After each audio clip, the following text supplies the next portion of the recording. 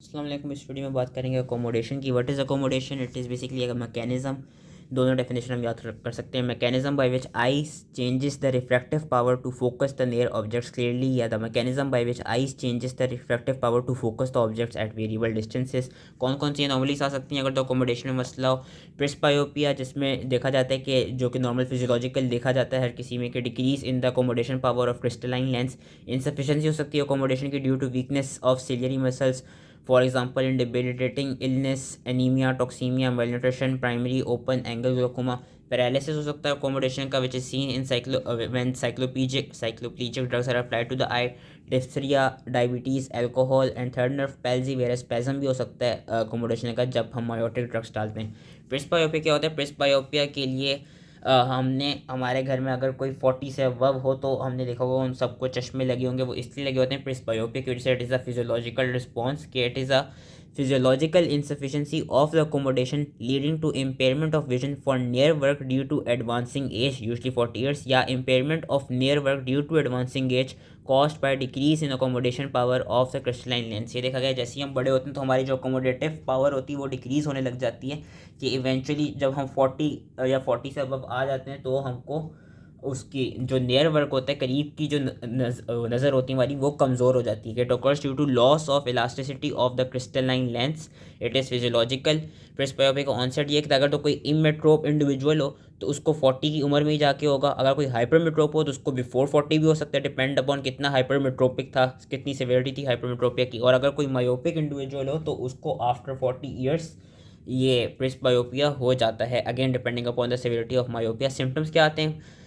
Difficulty in near work और एस्थेनोपिक symptoms आ सकते हैं, क्योंकि अब सिलियरी मसल सही से काम नहीं कर रहे होंगे और अकोमोडेशन सही से हो नहीं रही होगी। ट्रीटमेंट के लिए हम कॉन्वेक्स लेंसेज दे देते हैं।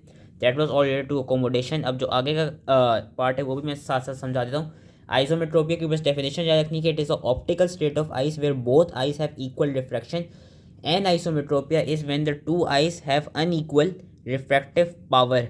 के इसका ये मतलब है कि मैं अपनी एग्जांपल देके समझाता हूँ। लेट्स सपोज कि मैं चश्मे पहनता हूँ तो अब मेरी एक आँख की आई साइड 1.5 और दूसरी आँख की भी आई साइड जो है दूर की, दैट इज़ 1.5। अगर तो ऐसा हो कि मेरी एक आँख की 1.5 और दूसरी आँख की चेंज हो 1.5 से ज़्यादा हो या कम हो, या अगर मेरी एक आँख की नॉर्मल हो और दूसरी आँख की ये कहते हैं ज़्यादा हो या कम हो, so that is known as an isometropia. के both my eyes have unequal refractive power. Severity of an isometropia क्या होती है? डिपेंड्स अपॉन कि कितना ज़्यादा डिफरेंस है। कि if there is a difference of 1 dioptre in 2 eyes then 2% difference will be cost in the size of 2 retinal images. ये एक तरफ से ये हमने कन्वर्जन याद रखना होगा कि अगर 1 डायोप्टर का डिफरेंस होगा दोनों आंखों में तकरीबन के, लेट्स सपोज मेरी एक आई में आई साइड -1.5 है और दूसरी में -0.5 है, तो जो मेरी रेटिनल इमेजेस की जो साइज़ का डिफरेंट होगा दोनों आंखों की, that would be 2%।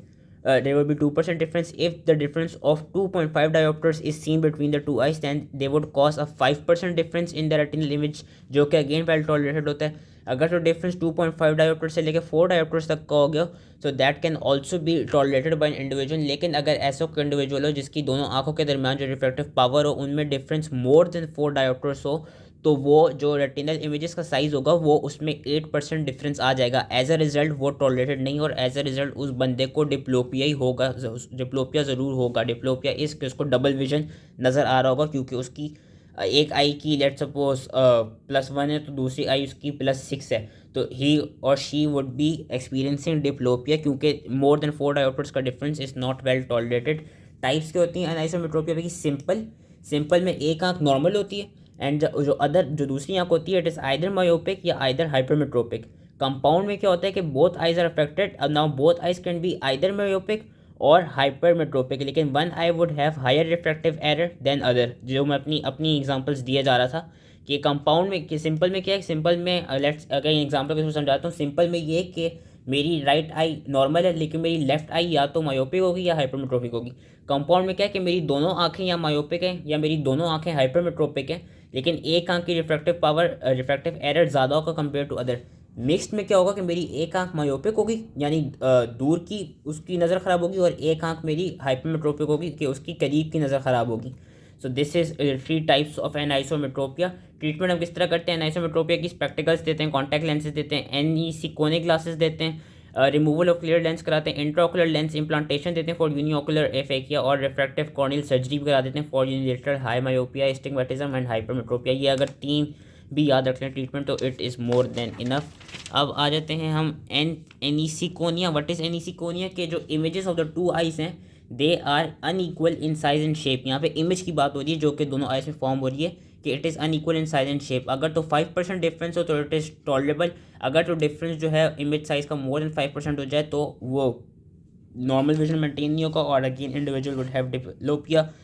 Again treatment वही जो पीछे मैंने 3 याद करवाई थी कि एनिसिकोनिक ग्लासेस, कॉन्टैक्ट लेंसेज और इंट्रा ऑकुलर लेंसेज हम क्या कहते हैं दे देते हैं या अदर रिफ्रैक्टिव सर्जिकल प्रोसीजर्स करा देते हैं। पीछे मैंने 3 कौन सी वैसे याद कराई थी, हाँ मैंने एनिसिकोनिक ग्लासेस और कॉन्टैक्ट लेंसेज याद कराए थे और स्पेक्टिकल्स। इसमें बस हमने याद रखने हैं वही एनिसिकोनिक ग्लासेस, कॉन्टैक्ट लेंसेज और इंट्रा ऑकुलर लेंसेज या अदर रिफ्रैक्टिव सर्जिकल प्रोसीजर्स। ये ट्रीटमेंट होती है फॉर एनिसिकोनिया। होप इजीली समझ में आ गया हो एंड थैंक यू।